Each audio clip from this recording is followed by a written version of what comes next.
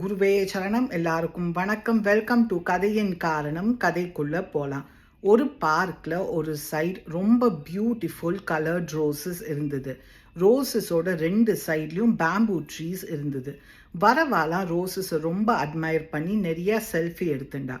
ஒரு நாளைக்கு ஒரு ரோஸ் பேம்புவை பார்த்து கேட்டுது, நீ ஏன் எவ்வளோ டல்லாக இருக்கேன்னு.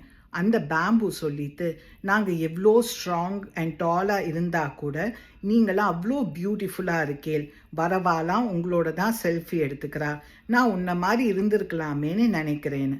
அந்த ரோஸ் உடனே சிரிச்சுட்டு சொல்லிட்டு, ஓ நீ அப்படி நினைக்கிறியா, எனக்கு உன்னை மாதிரி இருக்கணும்னு ரொம்ப ஆசை. நாங்களாம் பியூட்டிஃபுல் ஷார்ட் லிஃப்ட் சோல்ஸ், அதுவும் மழைலாம் ரொம்ப ஜாஸ்தி பெஞ்சாக்க 1 or 2 days தான் சர்வைவ் பண்ணுவோம்.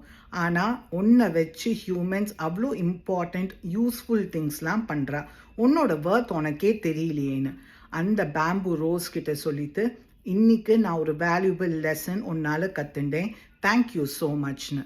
இதான் ரியாலிட்டி. நிறையா பேர் அந்த பேம்பு மாதிரி தான், அவளோட ஒர்த் பிளெஸ்ஸிங்ஸ் என்னன்னு அவளுக்கே தெரியல. சோஷியல் மீடியாவில் நிறையா பேர் ஹாப்பியாக போஸ்ட் போடுவா, வீடியோ போடுவா.